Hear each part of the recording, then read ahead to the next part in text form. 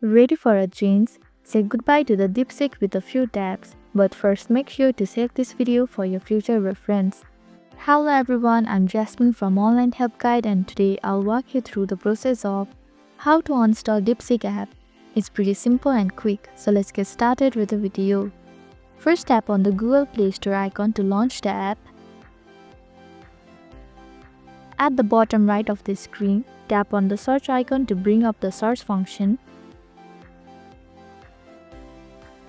Tap on the search bar at the top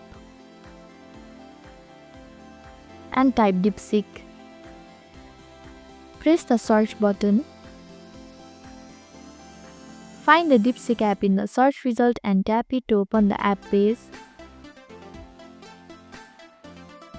On the app page, you will see a button that says Install. Go ahead and tap it. A confirmation message will appear. Tap the Install to confirm. The app will be installed from your device in just a few moments. So this is how to install DeepSeek app.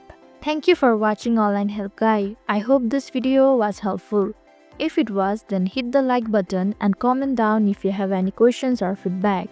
Also, if you are new to our channel, please subscribe and hit the bell icon so that you don't miss our upcoming videos.